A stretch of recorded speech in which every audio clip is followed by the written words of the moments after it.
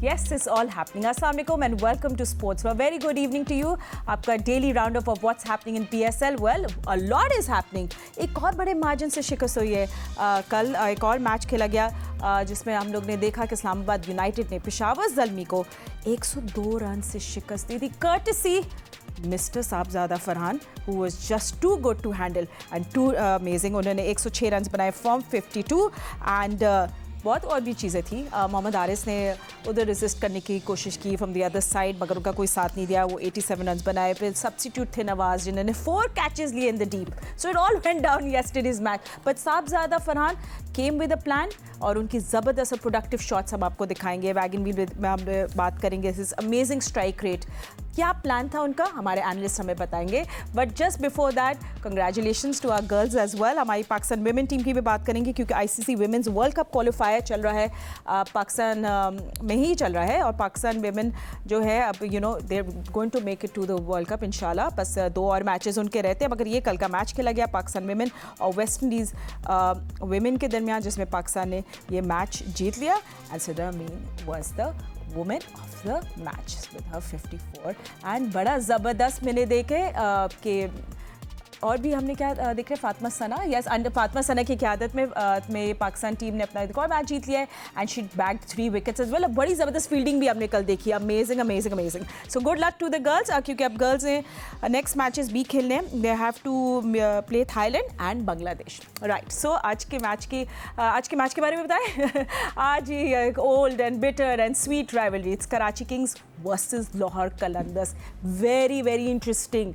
ये actually Sunday वाला match है, बट चले कोई बात नहीं. हम लोग वेंसडे को या ट्यूसडे को एक ज़बरदस्त मैच थ्रिलर ट्यूसडे बना देंगे. ठीक है. हमारे एनालिस्ट हमारे साथ मौजूद है. मेरे साथ स्टूडियो में आज finally out of a Zoom call is Pakistan cricket team के former captain mister Rashid Latif. Thank you so much for joining us. और मेरे साथ हैं former test cricketer mister Sikandar Bakht. Hello Sikandar, how are you. And मेरे साथ वीडियो कॉल पर मौजूद है test cricketer Fawad Alam and test cricketer Ahmed Shehzad. Thank you so much gentleman for joining us. Rashid भाई, सबसे पहले आपके पास आते हैं. कल साहबजादा फरहान के बारे में हम अगर बात नहीं करें तो ऑफ कोर्स सब बात करें तो हमें भी ज़रूर करनी चाहिए कि वो एक प्लान के साथ आए. वो सिर्फ बैट नहीं कर रहे थे, कोई हमें ऑर्डिनरी शॉट्स नहीं दिख रहे थे. वो एक प्लान के साथ आए थे कि I want to build this innings and with that strike rate. किस तरह उन्होंने उस स्ट्राइक रेट को भी बिल्डअप किया. अमेजिंग.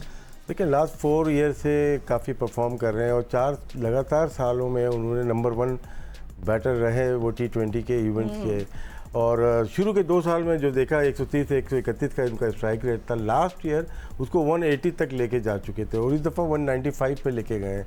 इम्प्रूवमेंट है इस प्लेयर की, बहुत ज़्यादा इम्प्रूवमेंट है और मौका मिलना चाहिए इनको क्योंकि लास्ट 4-5 ईयर्स के परफॉर्म करना नॉट ईजी. नंबर 1 पे रहना और इनकी जगह आके कोई 2-4-8 मैच खेलने के बाद इनकी रिप्लेसमेंट मिल जाती है, वो मेरे ख्याल से वो गलत बात है. तो वो इम्प्रूव किया है.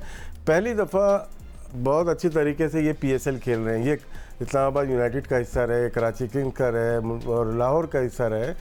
लेकिन 1-2-50 जो मैंने देखे हैं उन्होंने बड़े अच्छे रहे. लेकिन अब आके उन्होंने बड़ी सेंचुरी की है, बड़े मैच में किया है. थोड़ा बहुत वेदर का बड़ा फ़र्क पड़ रहा है जो कि चेज़ नहीं हो रहे. हम पास में जाते हैं, अगर फरवरी मार्च में टूर्नामेंट होता है, एंड होता था, वहाँ पे चेज़ होता था. हर मैच चेज़ हो जाता था. हर मैच में ड्यू फैक्टर की वजह से चेज़ होता है. यहाँ पे लंबे मार्जिन से पहला मैच 80 रन कोयटा के लिए ग्लेडिएटर जीतता है अगेंस्ट लाहौर कलंदर.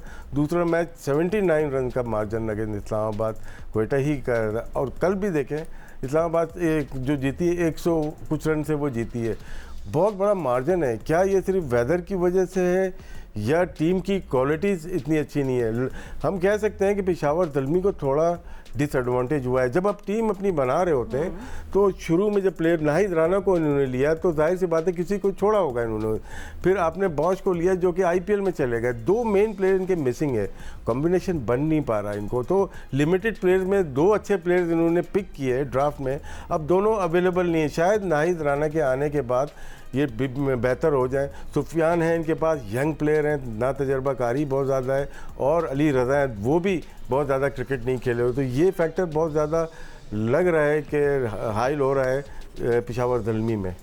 बिल्कुल। And Ahmad, coming to you, I think कल कुछ भी ज़ल्मी के लिए नहीं चल रहा था। आई मीन बिकॉज एक तरह शादाब की अच्छी captaincy, the fielding was really good, फिर स्कोर बोर्ड का प्रेशर, आपके ओपनर्स का जाना, बाबर अगेन वही हुआ जो हमने देखा, एच की उन्हें लेंथ बॉल आउटसाइड ऑफ, वही तरह डिसमिस हो गए, नॉट इम्प्रेसिव एट ऑल।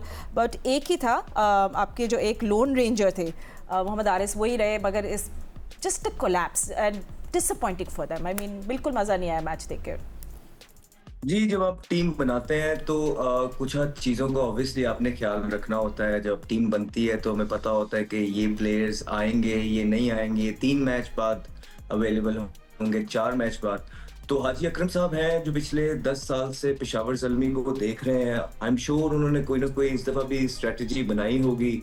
साथ इंजमामुल हक साहब उनके डगआउट में मौजूद हैं, बड़े सीनियर कैंपेनर हैं ये सारे। तो मुझे लगता है कि सर जोड़ के बैठने की ज़रूरत है इनको, जो इनके पास अवेलेबल रिसोर्सेज मौजूद हैं उसके अंदर से बेस्ट 11 का कॉम्बिनेशन कंडीशंस के हिसाब से बनाना पड़ेगा। और जो कि हमें नज़र आता है कि ये जो टीम है ये सारी बाबर आजम के इर्द गिर्द बनी हुई है, ये इस तरह का कॉम्बिनेशन बना हुआ है।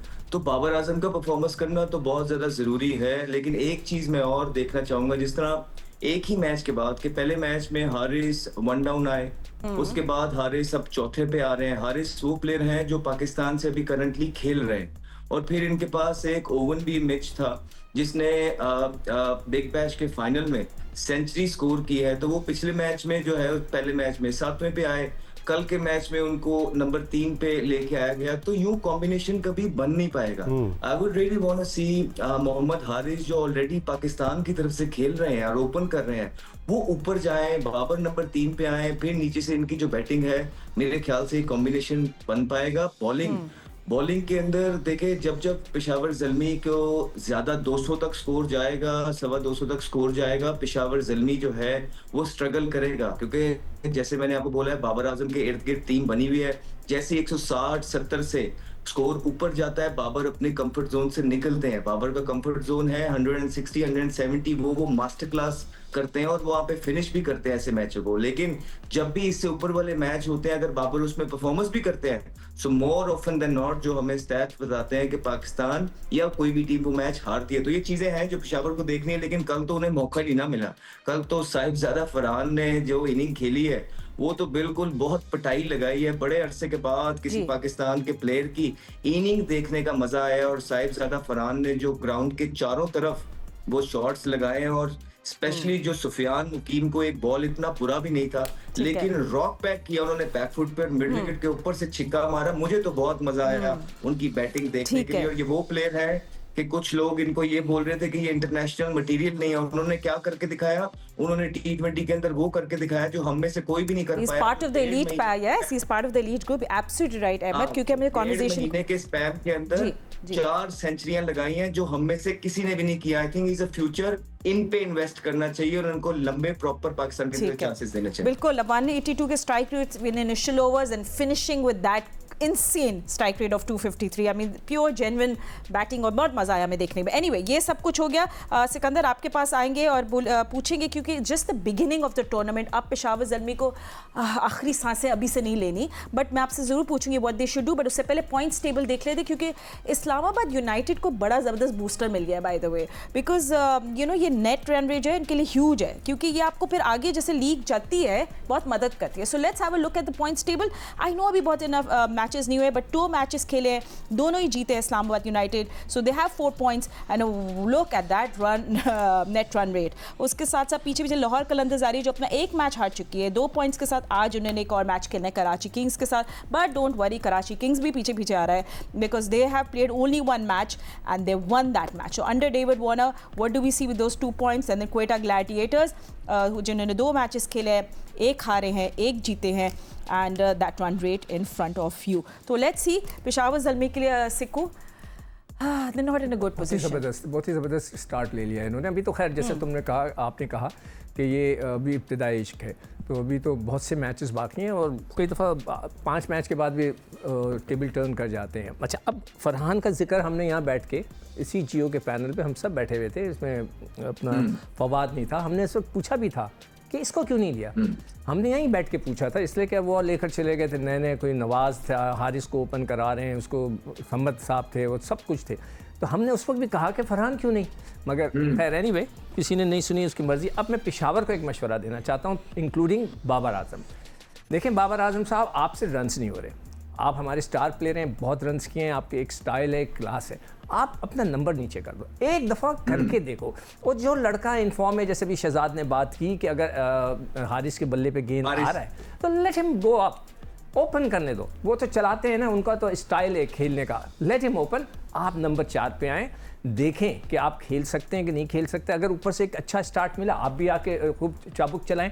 आपको इस दफ़ा ये करना पड़ेगा। देखिए नया बॉल पे आप स्लिप मारे जा रहे हैं, आप दोनों दफ़ा इस तरह आउट हुए कि आप बैकफुट पे गए, स्लिप लगी है या आपके गली पे कैच हो गए, तो why not change your number. वो मैंने कल कहा था नीचे आ जाए, तो ज़रा राशिद को मजाक में ले गए नीचे आने से मतलब अपना बैटिंग ऑर्डर नीचे कर दे और आके के, ये मेरा एडवाइस है, अब सिंसियर एडवाइस है, और जस्ट राइट। और फिर बाद में देखेंगे क्या होता है। अभी तो बहुत मैच बाकी हैं, आपके 8 मैच बाकी हैं आपके। सही है, बाबर आजम ने बोला माई थिंक टैंक जो है बड़ी लेजेंड्स की है और बड़े ब्रिलियंट क्रिकेटर्स हैं जो हमें गाइड कर रहे हैं। और कभी कभार होता है PSL है कि यंगस्टर जो है वो फॉल्टर करते हैं अंडर प्रेशर। कौन कौन है वो आप बताए ना हम मुझे। नहीं इंजमाम वो जिक्र कर रहे हैं ना, हम लोग नाम अभी नहीं ले रहे किसी का। पता है ना, नहीं वो बैठे हैं, बताओ इंजमाम। आगे भी बात करना, नहीं वो थिंक टैंक की बात कर रहे हैं, इंजमाम भी बैठे हैं, वो भी बैठे हैं। बैटिंग कोच जेम्स फॉस्टर हैं और चैपल इनके फास्ट बॉलिंग कोच हैं, इंजमाम प्रेसिडेंट हैं, कोचिंग का नहीं है। बात तो करते होंगे। मुश्ताक अहमद इनके स्पिन बॉलिंग कोच हैं, जो कि बांग्लादेश के भी हैं और PCB के भी कंसल्टेंट हैं बॉलिंग के। तो 3 जगह एक तरह से काम करना वो बहुत ज़बरदस्त है। ऐसे कोच हमें और चाहिए। ठीक है, और शादाब ने कहा कि हम एक डेटा ड्रिवन टीम है। We'll talk more about that, but हम एक ब्रेकिंग न्यूज़ के लिए जाना, we'll see you in just a moment. Fawad से बात करेंगे। Welcome back after the break. इससे पहले हम लोग कराची किंग्स और लाहौर कलंदर्स के इस बिग क्लैश के बारे में बात करें। फवाद आलम हमारे साथ हैं, and let's talk about one more thing for Peshawar Zalmi. And I think Fawad आपसे हम यही पूछेंगे कि पेशावर ज़ल्मी को रहने के लिए इस टूर्नामेंट में क्या करना पड़ेगा। जिस तरह सिकंदर ने कोई तो एडवाइस दे दी कि भाई आप हारिस से ओपन करा दें, बाबर आजम 1 डाउन आ जाए। Do you have any suggestions for Peshawar Zalmi? देखिए पहली सजेशन तो यही है कि पेशावर ज़ल्मी को टॉस जीत के बैटिंग करनी चाहिए। प्योर एंड सिंपल है कि विदाउट प्रेशर वो बैटिंग करें। आई थिंक वो जब वो 180, 190 या 200 भी करेंगे, उनके बाद चांस होगा उनको जो है दूसरी टीम को रोकने का। इधर अगर 200 बन रहा है तो वो 140 भी नहीं कर पा रहे, तो उनकी टीम स्ट्रगल कर रही है। तो इसमें उनको थोड़ी सी अपनी ये चीज़ चेंज करनी पड़ेगी। ज़रूरी नहीं है क्योंकि इस्लामाबाद देखें वो चेस करने जाती है क्योंकि उनकी बैटिंग लाइनअप ही ऐसी है कि वो चेस कर सकते हैं, इसलिए वो चेस को तरजीह देते हैं। लेकिन आपकी हर टीम ऐसी नहीं होती कि आपके मतलब चेस को तरजीह दें। अगर आप देखा जाए पिंडी जैसे विकेट पे, अगर हालांकि चेस भी होता है, चाहे 200 हो चाहे 220 रन हो, चेस होता है, लेकिन यहाँ पर पेशावर ज़ल्मी आती है तो उनकी बैटिंग ऐसी नहीं है कि 230 या 220, इवन 200 रन भी होना तो वो इजीली चेस कर सकें।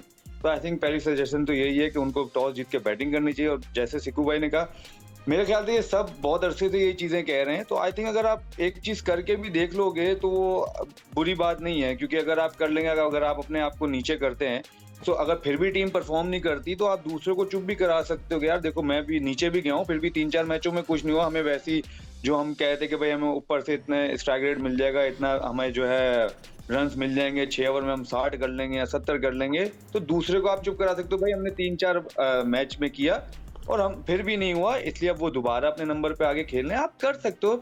टीम के लिए आप कुछ भी कर सकते हो, अगर आप टीम मैन हो तो आप कुछ भी कर सकते हो। और सबसे बड़ी बात यह होती है सीनियर प्लेयर जो भी होता है ना टीम का, वो अपने आप को उस दोराए पे लेके आता है टीम के लिए जहां से वो मैच को निकाल सके। तो जरूरी नहीं है कि अगर आप ओपन ही कर रहे हो तो जब भी आपने कहा आप नीचे भी खेल के आप अपनी टीम को निकाल सकते हो।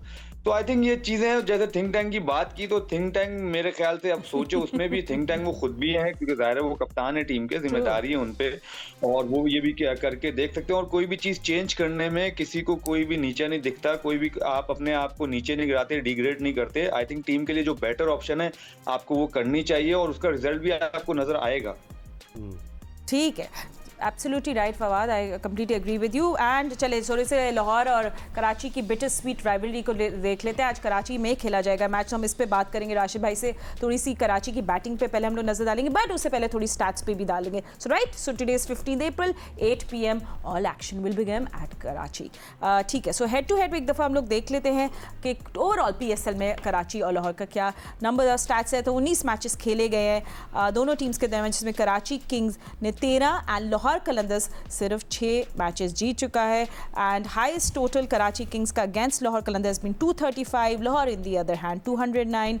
एंड बैटिंग पहले करते हुए कराची किंग्स 7 मरतबा जीता है and Lahore only 3। So anyway, ये तो एक नंबर्स एंड स्टैट्स है, बट लास्ट 5 मैचेस जो खेले गए ना लाहौर कलंदर्स और कराची किंग्स के दरमियान, पांचों के पांचों कराची किंग्स जीत गए। So this time around, Karachi Kings again looks very promising. Rashid bhai, I mean, उनके पास डेविड वार्नर का एक्सपीरियंस है, yes, as a captain। फिर जेम्स विंस ने जिस तरह पहले मैच में चेस किया, मैच विनिंग टर्न की, खुशदिल शाह जितने वाइब्रेंट दिख रहे हैं, बहुत मज़ा आ रहा है उनको देख रहे। Then have Tim Seifert, but does Karachi king have that bowling कि वो थोड़ी लाहौर कलंदर्स की बैटिंग डेप्थ को तंग कर सके या नहीं? इस पर एक थोड़ा सा क्वेश्चन मार्क है। कराची ने अपनी बैटिंग टॉप ऑर्डर को मजबूत किया है। जो खासा रहा है इस्लामाबाद यूनाइटेड का, वो टॉप 3-4 जो होते हैं ना बैट्समैन, वो बाहर के ओवरसीज़ प्लेयर को चांस देते थे, अभी अपने भी खिलाते हैं, लेकिन ये सक्सेसफुल रहा, इसीलिए वो 2 से 3 दफ़ा चैम्पियन बने। कराची ने थोड़ा चेंज किया है, साइफर्ट को लेके आए, लास्ट ईयर भी उनके साथ मौजूद थे और इस दफ़ा बहुत अच्छी फॉर्म में है। डेविड वार्नर ग्रेट प्लेयर रहे हैं, एंड करियर के हैं, लेकिन अभी भी वो लीथल हैं। अच्छा, जेम्स विंस बहुत अच्छा खेल रहे हैं। उन्होंने अपना सेंट्रल कॉन्ट्रैक्ट जो था काउंटी का, वो खैरबाद का वाइट बॉल का कॉन्ट्रैक्ट लिया उन्होंने, और क्योंकि इंग्लैंड के प्लेयर को अलाउ नहीं था तो उन्होंने यहाँ पे आने को तरजीह दी, और पहले ही मैच में आपने देखा कि मैच विनिंग इनिंग्स खेली है। अगर हम खुशदिल शाह की बात करें, नाराज़ थे थोड़ा सा मुल्तान सुल्तान से वो, क्योंकि उन्होंने लास्ट सीज़न में सिर्फ 72 बॉल खेली थी। इस दफ़ा उन्होंने 75% बॉल तो खेल ली जो लास्ट ईयर खेली थी, और आउटस्टैंडिंग डेवलपमेंट हुई है उनकी। जिस तरह से उन्होंने अपने गेम को चेंज किया, वो स्पिनर पे बहुत कमाल मारते थे, लेकिन इस दफ़ा फास्ट बॉलर को दोनों विकेट के दोनों तरफ बहुत अच्छा खेल रहे हैं। राशिद भाई, वैसे डिफरेंट क्या किया आपको लगता है ना? थोड़ी सी मेहनत की, थोड़ा होमवर्क किया? होता है कि आपका बैटिंग कैसा है कि आप पहले बल्ला था जो ऊपर लेके खेल रहे थे, आप क्रीज से आगे खड़े हो रहे थे, टैक्टिकल चेंजेस ज़्यादा लग रही। जो हमने देखा कैमरे में, साइड कैम ने दिखाया कि वो अंदर क्रीज में खड़े हुए हैं। जो आपकी जो दूसरी बॉल है, जो यॉर्कर है, वो आराम से शॉट लग सकती है। जॉर्डन जो बॉल करते हैं वो अच्छा यॉर्कर करते हैं, लेकिन उनको एक ही ओवर में उन्होंने गेम को चेंज करने की कोशिश की। सिकंदर भाई ने उस दिन बात की थी कि 16वें और 17वें ओवर में 21 रन बने थे, जहाँ पे 42 रन हुए थे, तो ये बहुत अच्छा रहा। कराची किंग्स को अपनी बैटिंग के अलावा बॉलिंग अपनी बेहतर करनी है। यहाँ पे थोड़ा सा है, अब्बास आफरीदी ज़रूर उनके पास आए, हसन अली हैं, मीर हमज़ा हैं। स्पिनर्स में शायद अरफात मिन्हास उनके पास मौजूद हैं, जाहिद मौजूद हैं, लेकिन फिर भी बॉलिंग में थोड़ा सा लग रहा है कि जिस तरह से पहले इनिंग्स में उन्होंने 235 रन करवाए, एडम मिलने भी हैं, लेकिन बॉलिंग में थोड़ा सा स्पिन डिपार्टमेंट में अगर देखते हैं, शायद नबी की अगर जगह बन सके तो कोशिश करना चाहिए नबी को कहीं लेके आए, लेकिन 4 इनके पास ओवरसीज़ प्लेयर खेल रहे हैं, शायद जगह नहीं बन पा रही नबी की। We would love to see inclusion and let's see आज क्या वैसे प्लेइंग 11 होगी। एंड अहमद, इन कॉन्ट्रास्ट अगर हम लाहौर कलंदर्स की बात करें, बड़ी स्टार स्टडेड टीम है। आई मीन यस, जो मैच की जिस तरह इन लोगों ने ब्रॉकी स्टार्ट हुआ, फिर दिट केम अप, फिर फ़खर जमान, फिर Abdullah Shafique, Daryl Mitchell, Sam Billings, और फिर सिकंदर रज़ा के भी कैमियो हो जाते हैं। जिस तरह ये लोग मिडिल ऑर्डर को भी लेकर जा रहे हैं, but still on the other hand Lahore Qalandars की bowling still remains their strength. Obviously बड़ा जबरदस्त कमबैक किया है लाहौर कलंदर ने, और बड़ा नीडफुल भी था। देखिए लाहौर जिस तरह के 2 दफा चैंपियन हुआ है, उसके बाद एक्सपेक्टेशंस लाहौर कलंदर से बहुत ज्यादा बढ़ गई हैं, शाहीन अफरीदी से बहुत ज्यादा बढ़ गई हैं। और शाहीन ने जिस तरह की बॉलिंग की है आखिरी मैच में, गालिबन 2 ओवरों में 6 स्कोर देके 2 आउट किए उसने, जो कि बड़ा अच्छा साइन है। देखिए किसी भी टीम के लिए जब कप्तान लीड करता है फ्रंट से, जिस तरह शादाब ने आपने पहले मैच में देखा होगा, जब उन्होंने बॉलिंग में आउट किए तो उनकी टीम आराम से जीती। इसी तरह जब शाहीन अफरीदी ने बॉलिंग में परफॉर्मेंस की है तो पूरी की टीम आपको नजर आई। फिर हम पहले दिन से बात कर रहे हैं कि जब जब लाहौर कलंदर जीतेगा आपको फखर जमान की परफॉर्मेंसेस नजर आएंगी। और जो राशिद खान काम कर रहे थे वो रियाद ने करके दिया पिछले मैच में। लेकिन मसला अब सिर्फ इतना है कि राशिद खान ऑलमोस्ट हर मैच में करके देते थे, क्या रियाद ऑलमोस्ट हर मैच में करके दे पाएंगे? बिकॉज ये दो चीजें जो है बहुत इंपॉर्टेंट है लाहौर कलंदर के लिए। एक तो टॉप ऑर्डर पे फखर जमान, दूसरा मिडिल ऑर्डर में विकेटें लेना और कंट्रोल करना रन्स को, जो कि राशिद खान करता था। तो एक अच्छा स्टार्ट हो गया, बहुत जरूरी था दूसरा मैच जीतना, and kudos to them. Hopefully वो इसी तरह की क्रिकेट प्रोड्यूस करते रहे और लाहौरियों को एंटरटेन करते रहे। Sikandar and also Abdullah Shafique, I mean वो जो एक्सपीरियंस आ रहा है उनका, इज़ अ गुड ओपनर। अभी उनका फिलहाल 2 मैचेस हैं, उनके ज़बरदस्त रहे हैं PSL सो फार, 103 रन उन्होंने बनाए हैं। सो शफीक जो है वो बिल्कुल एक कंसिस्टेंट परफॉर्मर रहे हैं फॉर लाहौर कलंदर्स। देखो शफीक जो है ना टेक्निकली बहुत सॉलिड खेलता है, मतलब वो उल्टी सीधी नहीं चला रहा होता। दूसरे ओपनर्स जो कई 1-2 मैंने देखे हैं जिनका मैं अभी नाम नहीं लेना चाहता, लोग नाराज़ हो जाएंगे। नहीं तो वो बड़ा सॉलिड खेलता है, वो वहीं से वर्टिकल बैट से जो है ना वो हिटें मारता है, which is a very good thing. देखो भाई क्या क्वेश्चन है, बहुत अच्छी टेक्निक है, हमें लगता है कि अच्छी टेक्निक है, लेकिन जहाँ पे 1 से 2 इंच बॉल स्विंग होती है तो क्या होता है? तो सारे हुक के साथ वही होता है जो बाबर के साथ होता है, वही होता है जो रिजवान के साथ होता है, वही होता है जो दूसरों के साथ होता है। क्या होता क्या है, यही तो पूछ रहा हूं मैं। वो पूरे लाइन में नहीं आता, गेंद स्विंग होता है। देखिए ओपन डिस्कशन कर सकते हैं कि क्या होता है। मैं हमेशा क्या कहता हूँ, बॉलर स्विंग करेगा तो आउट करेगा, अगर स्विंग नहीं होगी उसकी बॉल तो वो तो बैकफुट पे जाके आप मारते चले जाएं उसे जितना भी तेज 200 की स्पीड से है उस 200 की स्पीड से जाएगा, मगर उसको बैकफुट पे जाकर उसको अच्छा खेलना चाहिए। जो पिछला मैच था वो भी, अभी हम थोड़ा सा मैं कराची के ऊपर भी बात करता हूँ। पिछला मैच कराची वाले जीत गए थे और लाहौर वालों से, और 175-178 पे 1 विकेट से वो लोग जीत गए थे। कराची से शायद फरहान खेल रहा था, लाहौर से खेल रहा था और उसने 72 नॉट आउट किए थे। फरहान ने इस दफ़ा भी किए, वहाँ पर भी वो रिफ्लेक्ट कर रहा है। मगर मैं हैरान हूँ, मैं भी पिछले दिनों की परफॉर्मेंसेस देख रहा था कि बाबर ने 500 रन किए हुए, 569 इन 11 इनिंग्स, बहुत ही आउटस्टैंडिंग परफॉर्मेंस है। I don't know why he is not scoring runs. तो खैर एनीवे, और एक और मेरा सवाल, मैं जो देखा थोड़ा सा 1 मिनट लूँगा, जो वो कोशिश कर रहे हैं बहुत सारे स्ट्रोक्स की खेल रहे हैं। अगर किसी प्लेयर के पास लिमिटेड शॉट्स हैं स्ट्रेट एंड ऑफ साइड के ऊपर, वो अगर अपने उससे कॉल से निकल के ज़बरदस्ती मिड विकेट मारना चाहते हैं या ज़ोर से शॉट मारना चाहते हैं, शायद वहाँ कहीं ना कहीं फंस रहे हैं। मुझे ऐसा लगता है मौका ही नहीं मिल रहा ना राशिद, वो तो दूसरी तीसरी बॉल पे आउट हो रहा है। मैं इंटरनेशनल की बात कर रहा हूँ, तो वो क्वालिटी जो है ना वो कहीं मिसिंग है इनकी, जो कि बॉल को इतना लेट खेलते हैं। जिसके पास टाइम होता है ना, जैसे इंजमाम का हम बोलते थे टाइम है उसके पास, लेकिन वो टाइम दे ही नहीं रहे ना, अब तो आगे चले जाते हैं। मुझे ऐसा लगा, हो सकता है गलत। ठीक है, अब आप लोग सबसे पूछेंगे of course about the toss as well, पर उससे पहले फवाद से हम लोग पूछ रहे थे। फवाद, दोनों टीम्स को देखते हुए और मैचेस आपने जो देख लिया, अभी कराची की अपना दूसरा मैच खेलेगा, आप कुछ प्लेइंग 11 में चेंज देखना चाह रहे हैं आइदर टीम्स में? नहीं, मेरे ख्याल से ऐसा तो नहीं है, कोई भी अभी प्लेइंग 11 अपनी चेंज नहीं है। कराची जीता है मैच, पहला मैच जीता है, वो चेंज नहीं करेंगे। लाहौर मैच जीता है, वो चेंज नहीं करेंगे। आई डोंट थिंक सो, क्योंकि कॉम्बिनेशन बनना बहुत जरूरी है। शुरू के मैचेस ही होते हैं जहाँ पर आप कॉम्बिनेशन बनाते हो, 2-3 मैच लगते हैं, उसके बाद आपको पता चलता है कि कहाँ आपकी खाली जगह है, तो आप उसको फिर पूर्ण करते हो, आप कोई और उधर जो है अपना प्लेयर खिलाते हो, एडजस्ट करते हो, ताकि आपका कॉम्बिनेशन और अच्छा बन जाए। तो जहाँ तक अगर लाहौर और कराची की टीम में देखें, बैलेंस साइड हैं दोनों, और विंस ने रन किए हुए हैं। विंस हमेशा स्ट्रगल कर रहा है शाइन के खिलाफ, उन्होंने हमेशा स्ट्रगल किया है। तो आज विंस की विकेट और शाइन की बॉलिंग भी देखने में मज़ा आएगा। बाकी जो लाहौर की हम बात कर रहे हैं, हम फ़खर की बात कर रहे हैं, लेकिन इस दफ़ा उनके पास नीचे सैम बिलिंग्स भी हैं। तो डोंट फॉरगेट कि उसकी जो इनिंग है ना, वो हमेशा हर मैच में बहुत जो है ना मायने रखेगी लाहौर कलंदर्स के लिए नीचे से, क्योंकि सिकंदर रजा भी हैं साथ में, सैम बिलिंग्स भी हैं साथ में। तो आई थिंक वो जो पार्टनरशिप है, पावर पैक है ना, जो अगर वो 40-50 बॉलें, अगर 40 बॉलें भी खेलते हैं वो दोनों मिलके, तो आराम से वो 80-90 रन कर सकते हैं लाहौर के लिए दोनों मिलके।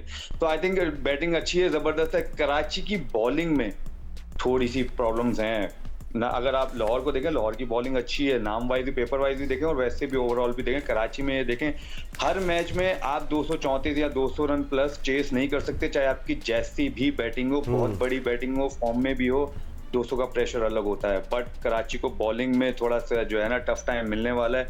अगर वो बॉलिंग इंप्रूव करेंगे तो कराची इस दफ़ा खास तौर पे अच्छी टीम और अच्छी बैलेंस टीम जो है ना नज़र आ रही है। क्योंकि आप देखें, शान मसूद, हम नंबर्स की बात कर रहे हैं, आई थिंक वो पाकिस्तान से जो है वो 4 नंबर खेलने, तो शान मसूद 4 नंबर ही आए हैं बैटिंग करने। तो आई थिंक वही है कि उनको पता है कि मैंने ऊपर किस नंबर पे खेलना है, तो वो इधर अपनी फ्रेंचाइज से भी 4 नंबर फ्रेंचाइज उसको 4 नंबर खिला रही है। तो यही होता है बैलेंस अपनी बनाने, कॉम्बिनेशन बनाने के लिए कि जहां पर आपने ऊपर जाके भी जिस नंबर पे बैटिंग करनी है तो फ्रेंचाइज से भी आप उसी तरह करें ताकि उनको भी फायदा हो और ऑन अ सेम टाइम आपको भी फायदा हो। जब आप ऊपर जाएं, जाहिर है ओपन आप करते हैं एकदम से, फिर आप नीचे खेलोगे तो आसानी होती है। जैसे हम साहिबजादा फरहान की बात कर रहे हैं कि 4-5 साल से परफॉर्म कर रहा है, वो बीच में उसको मौके मिले हैं, फ्रेंचाइज से भी मौके मिले हैं, बट उनको 4 number, 5 number, 3 number, even Pakistan से भी जब उनको चांस मिला तो इस तरह मिला है उनको चांस। जो आप एक ओपनर है, अब इन्होंने जो 400 किए हैं वो ओपन किए, ना 3 नंबर किए, ना 4 नंबर किए, ना 5 नंबर किए। साहिबजादा फरहान भी ऐसे हैं जो राशिद भाई इनकी जो है स्ट्राइक रेट की बात कर रहे हैं, वो स्ट्राइक रेट इसलिए इनका ऊपर नहीं जा रहा था क्योंकि वो नीचे खेल लेते हैं। रीजन से वो ओपन करते हैं, फिर आप फ्रेंचाइज या पाकिस्तान से जाके नीचे खेलते हो। मिडिल ऑर्डर एक डिफरेंट जो है आपकी जो है ना वो है, आप डिफरेंट प्लेयर होता है जो मिडिल ऑर्डर में स्टाइल उसका अलग हो जाता है, करता है। ओपनर आके मिडिल ऑर्डर में सेट नहीं हो सकता, वो बहुत मुश्किल होता है, स्ट्रगल करता है, जो कि हमें नजर आती है। तो यही चीज है कि आप जिस नंबर पे जो बंदा रन्स करे ना, कहीं से भी करके आए, तो फिर उसको जब आप ऊपर भी चांस दो तो आप उसी नंबर पे दो, और उसी नंबर पे दो। जैसे दूसरों को 15 चांसेस देते हो तो एटलीस्ट कोई 400 कर रहा है तो इस मींस कि उसमें कोई पोटेंशियल है, तो उसने 400 किए हैं। तो आई थिंक उसको भी 8-10 चांस दो तो वो अच्छी चीज है। पाकिस्तान के लिए भी अच्छा हो सकता है, इंडिविजुअल उसके लिए भी अच्छा हो सकता है, फ्रेंचाइज के लिए भी अच्छा हो सकता है, और फ्यूचर में पाकिस्तान के लिए बहुत अच्छा होगा। नेचुरल पोजीशन पे खेलना, जल्दी से that's मैं what- जो हाँ। उसने फवाद ने बात की, मैं इसको इंडोर्स करूंगा कि जो प्रॉब्लम चल रही है ना हमारे बैट्समैनों के साथ, चाहे वो खुशदिल हो दूसरे हो, उनको अपनी जगह पे खिलाया नहीं गया है। 2 लड़कों ने अपनी एक जगह पकड़ी हुई थी ओपनर की, कोई लड़का उधर सेटल नहीं हुआ, किसी को उन्होंने सेटल नहीं करने दिया, हर जगह वो खुद ही खेल रहे हैं। और जो ये फवाद बात कर रहा है वो बिल्कुल सही कह रहा है, Absolutely. जो लड़का जो ओपन है तो उसको ओपन कराओ, जो 1 डाउन है तो उसको 1 डाउन कराओ। अच्छा, यहाँ पर मैं लाहौर को एक मशवरा देना चाहता हूँ। चले नईम साहब, आपने एक नईम साहब को खिलाया है, प्लीज फवाद भी कुछ कहना चाह रहे हैं, एक से सेकंड अब्दुल्ला को ओपन कराएं आप। फवाद आपके नईम पास साहब वही लग रहे हैं कि वो जो टेप बॉल के प्लेयर हैं वो लगते हैं, तो आप अगर अपनी टीम को और मजबूत करना चाहते हैं तो अब्दुल्ला को ओपन कराएं और नीचे से किसी और स्ट्रॉन्ग बैट्समैन को, ऐसे ऑलराउंडर को अंदर डालें। ये मेरा लाहौर को अच्छा, मशवरा है। फवाद कुछ कहना चाह रहे थे, फिर हम लोग जरा और भी बातें करते हैं जी।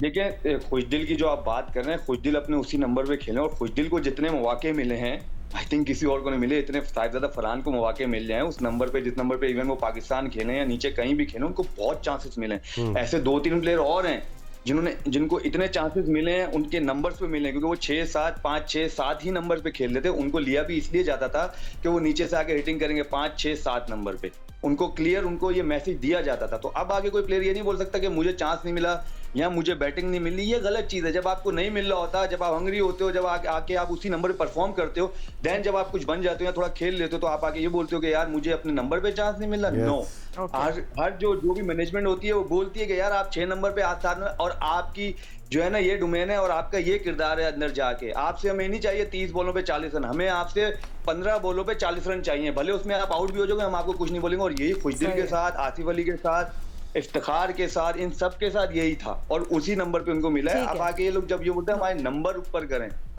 मगर फवाद देखो, एक आधा मिनट फवाद देखो, उसमें भी अगर आपको याद हो, इनके ऊपर जो है शादाब खुद चले जाया करते थे, इससे ऊपर शाहीन खुद ऑलराउंडर बन गए थे ना, वो भी ऊपर चले गए। This is a conversation for another day, किसी और दिन हम जरूर करेंगे, बट एक बहुत दिलचस्प कन्वर्सेशन एक साइड पे होनी चाहिए। वो हमारे ओपनर्स हमारे पास बहुत सारे आ गए T20 पे, तो what will be your choice of openers? I think आप सबसे इस पे जरूर हम आगे जाके बात करेंगे। बट राशिद भाई, पिच एट नेशनल स्टेडियम आपको पता है स्लो डाउन तो नहीं होगी, वेट टाइम, सो टीम जो टॉस जीते they should ball first, may be batting पहले करें, अच्छी हो रही है। और फवाद अली शायद फास्ट बॉलर, लास्ट इनिंग्स में मैंने देखा था अच्छी तेज़ बॉलिंग कर रहा था वो कराची को, वो नया बॉलर इस वक्त तेज़ है, वो देखना चाहेंगे कैसी बॉलिंग आज करता है। ठीक है, Sikandar, what do you say about the toss? अभी तो ट्रेंड जो चल रहा है ना, वो हर कोई टॉस जीत के ना फील्डिंग कर रहा है, थोड़ा चेंज करके देख ले, उसमें कोई मुज़ायका नहीं है। हमेशा देखें, एक जैसे मैंने बाबर को मशवरा दिया कि आप नीचे आके बैटिंग कर लो, 4 पे 5 पे आके करो, आके मारो,